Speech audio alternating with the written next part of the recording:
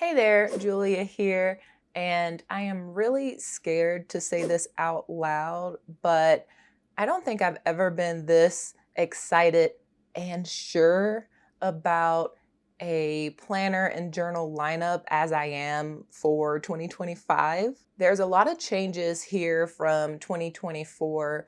And I feel like my overall goal was to condense where I could and think about a more modular and flexible system as a whole. How can these other planners and journals work together and bounce in and out of the whole system as needed? Going into 2024, I was sort of easing into some of these changes, and I looked at 2024 as this sort of transitional period. But I think for 2025, I'm ready to make some larger leaps. I've got a reading journal, an ink journal, a place for memory keeping, and more to share with you for 2025. But let's start off with a planner that well, it's not really a planner, but a journal that I am migrating from 2024.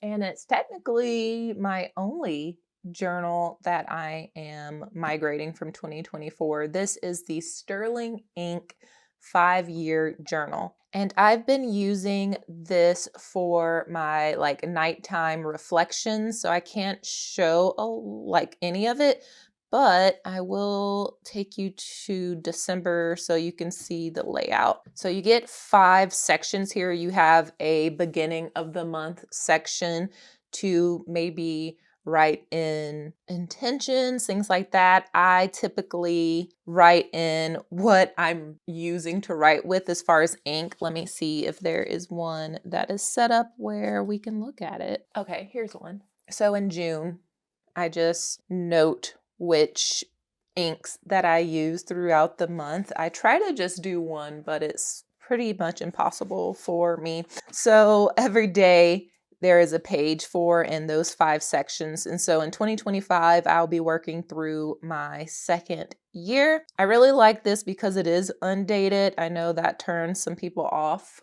when it comes to these 5-year planners, but I just write in the year on the edges here. And I don't know, it just makes me feel a little at ease knowing that I don't have to do this. Like if I wanted to take a year off, I totally could and not be going against what's already dated. So I do have this going. I write in this every night, and I think it's the perfect amount of space. Just a little quick recap of what happened, how I'm feeling, and then there is some overflow space back here in the back as well if I feel like I want to write a little bit more. This is a B6 size. It is inside of a Galen leather cover. I guess this is sort of migrating over as well. This is my TN cover, and I have an insert that is just about done of any New Mexico travels. My husband and I travel quite a bit in state for work and sometimes for fun. And so I just want to keep track of those trips in here. And this has just been really fun to look back on, even as it's coming together. And I have just about half the insert left. And so I'm going to finish this out.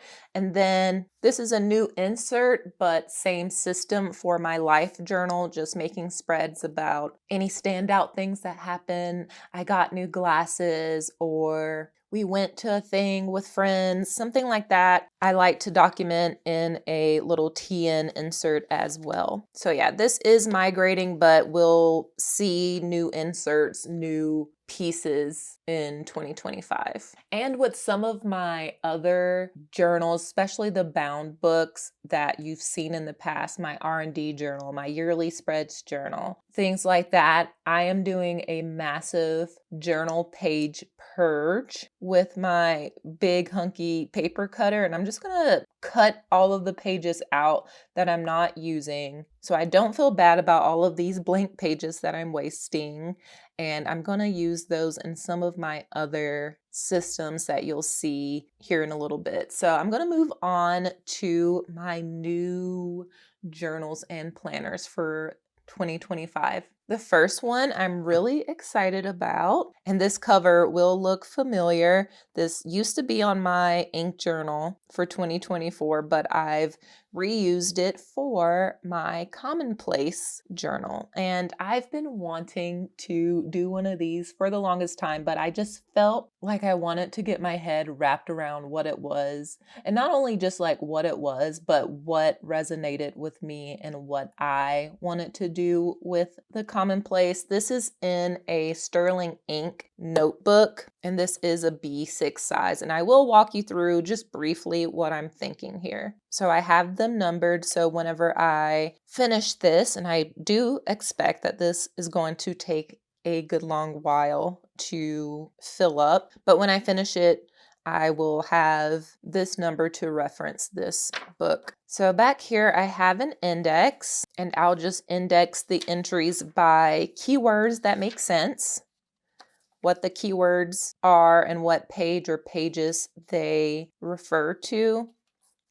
And so I have that all set up. And then I just plan on utilizing a margin to rewrite those keywords and store quotes in here, lyrics, fun facts, thoughts about anything in particular. And I just liked the idea of having a book of things that I find interesting or that move me or that I care about that I can come back and reference. I'm super excited to start this practice, start this journey, and I hope it goes well. Ooh, I wanted to mention as well that this little guy, passport size notebook here, this will act as my Commonplace companion. So I plan on having this in my purse with me out and about so that if I come across something that I want to add to my Commonplace planner, do a little more research on, etc., I will put it in this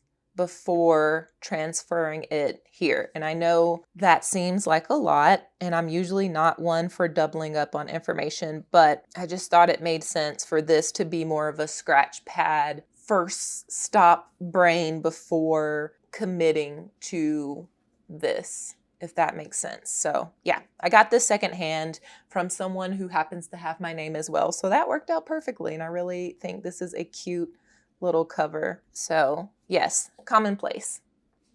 Another new practice that I am wanting to pick up for 2025 is micro journaling. So I just found myself sometimes wanting to make cute little spreads, and not even spreads, just like little somethings about my day. And I didn't necessarily want to put it in my full-on life journal. So I feel like this will fill that void.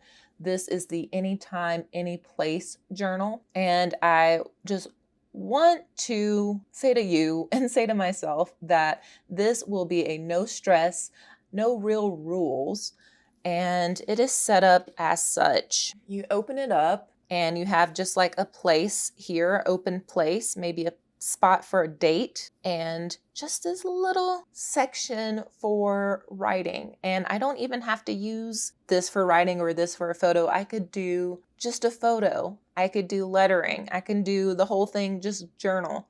I just wanted a small creative space when I needed it. And it's sort of like a daily-ish memory keeping space. And if you're curious about the size, so this is a passport size. It's about the same width, but just a little bit taller, but opens up horizontally. It came with this cover and everything. And so I am just going to try this out. I think it'll be a nice addition, fun activity for the new year, and to just have a nice little intimate space for some creative journaling. Okay, this next one has just been through some changes the last like 2 or 3 years. This is going to be my reading journal, and it is in a Bible size plotter. So I'm also doing it in a plotter to get a little comfortable with the plotter. This is my first time using it, and I just thought that this was a low risk way to use it. And I feel like with my reading journal, I've just been trending more and more minimal. And so I'll show you my spread so far in the reading journal, but of course, let me know if you want more reading journal content throughout the year. I usually just do like a setup video and a flip through. I will go ahead and say that all of these inserts that you'll see are by me. They will be available on my shop soon in this personal size as well as A5, and I'll leave a link to my shop below. But I'm still kind of working out getting it set up to deliver digitally to someone that's not gonna fuss around with it like me. So yeah, it's a little weird fitting right now just because I didn't do the hole punches as exact, but I thought it was close enough. It'll be fine. So I have the cover spread here. I have a couple of pages of a TBR list. It has whether I have the book acquired and if I've read it. I also have a spread of recommendations if someone tells me, hey, you should read this. I like to keep those separate from my personal TBR. I also have a ratings key. If I rate something 5 stars, why? If I rate something 4 stars, why? It's a good way to establish your ratings system, and it's just helpful going forward, like rating things on the same scale, I guess. And then I have reading realizations, which this is just to jot down preferences that I've noticed throughout the year. Like if I really love an enemies to lover scenario, if I really dislike the shared room trope, just a place to write down those things. Also think this will be fun to look back on after some time has passed. And then this is where I'll document all the books that I read for 2025. I will print the book cover, paste it here. I have a little slither, a little spot here to indicate whether it was a physical book, an ebook, or an audio book, and then a place to rate it. And I like this because I can also take pages out or add more pages if I read more books than what I've allotted myself here. Then I have a fun little book bracket for the year. It continues on this page to get down to the favorite book of the year. And then I also have a place to print out the book covers for my favorite book of the month. Then I love the mid-year freakout tag that happens on YouTube and on Instagram. And so I have all of the mid-year freakout prompts here and a place to answer those. And then after that, I just have a place to review the books. And so you put the book cover here, you rate it, you put any standout quotes or a synopsis or whatever you want to put in this space. You have the title, the author, the format, the genres, the year, how many pages, when did you start, when did you end, if you DNF'd, and then any other review notes or quotes or anything like that you can pop there.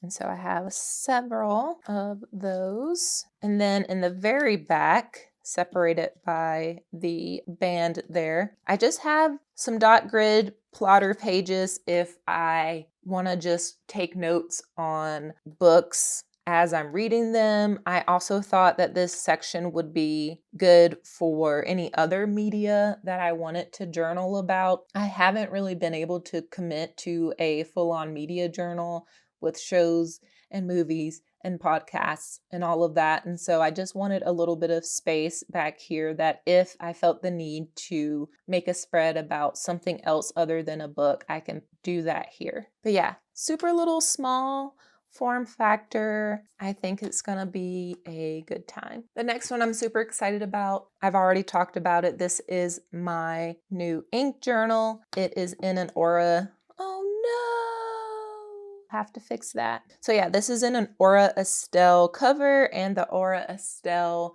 365 planner. And I will leave the video going through this in more detail linked for you up above. But I have in here a future log for any pen and ink hobby related dates, pens purchased and sold, as well as some stats,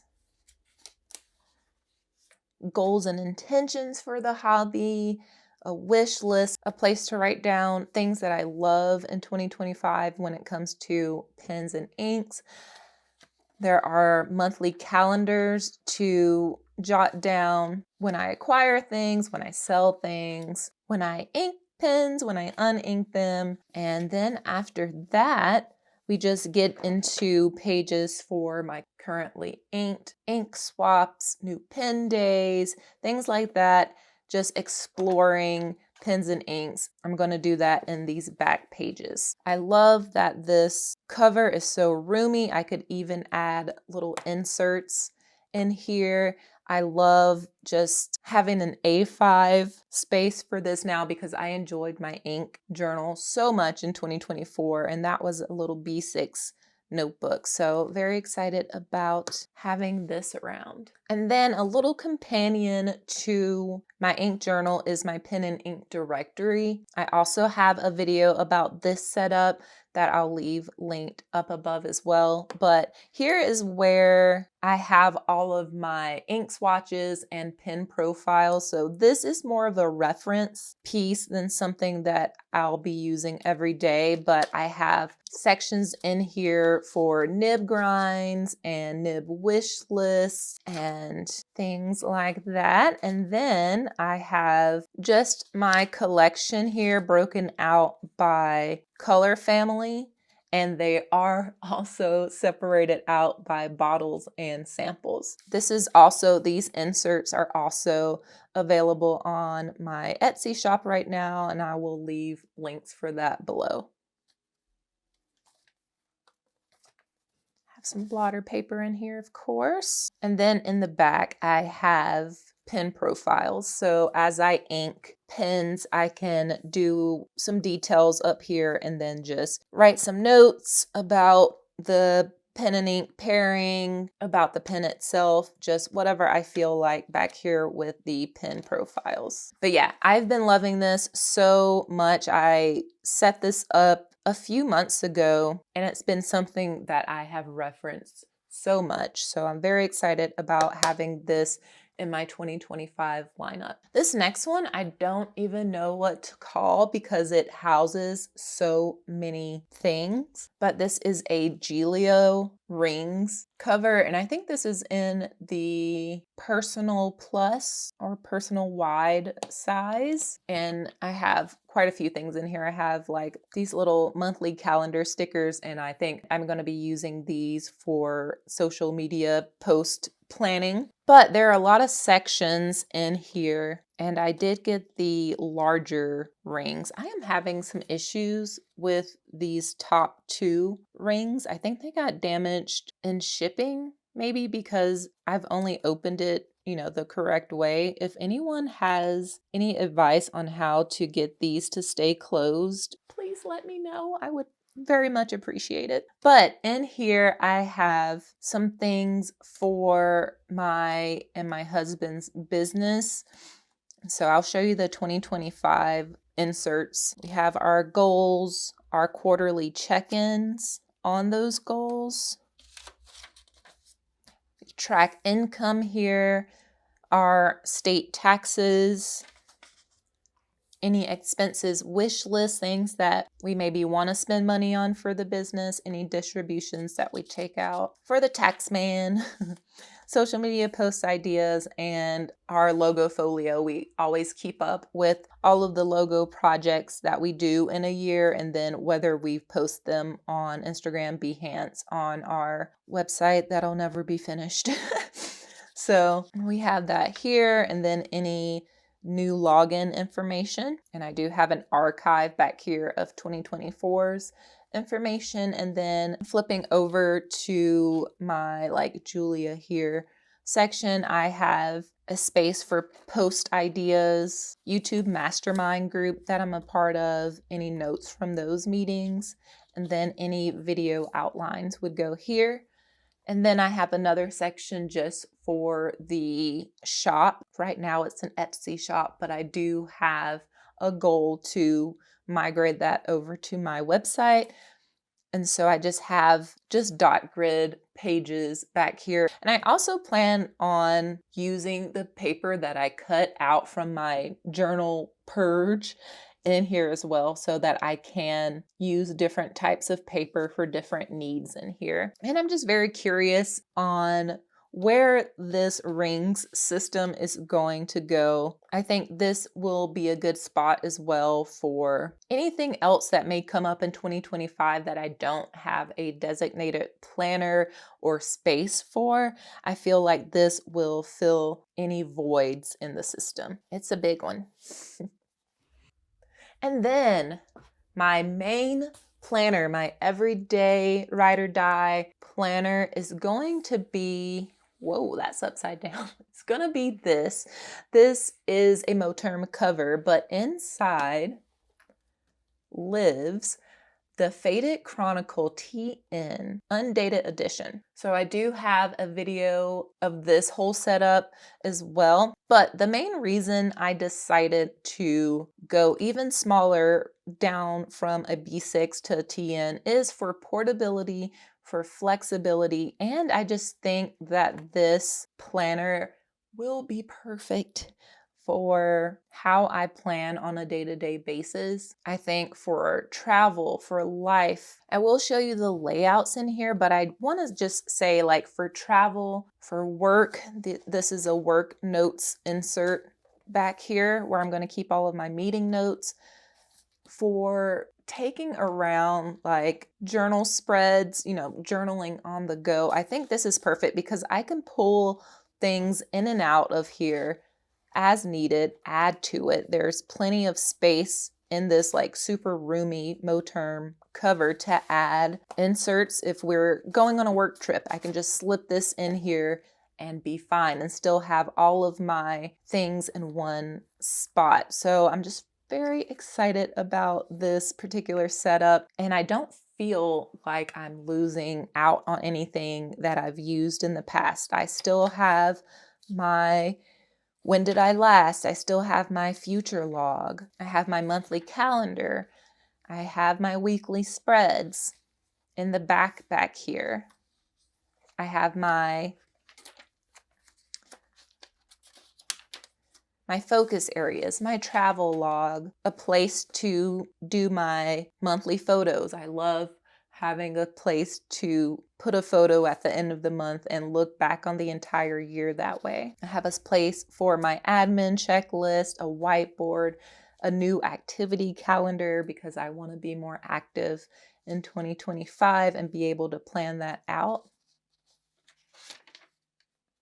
Things to check out, and then even more space back here for notes. And I am also super excited about this being a 6-month system. So I'm thinking that I won't feel like I'm just carrying around a lot of things that I don't need. Although I loved the Paper Test Designs B6 yearly notebook, at this point in the year, it just feels a little cumbersome to take around the whole year with me. It's getting a little bit bulky. It's a lot of things that I'm not looking back on, but I'm still taking around with me. So I'm just excited about having a more efficient system. Oh, I wanted to show you the weeklies real quick as well, in case you haven't seen the video. So the weeklies have a nice space for events and meetings, priorities, any expenses, which I'm not sure what I'm going to use this for yet. I don't know if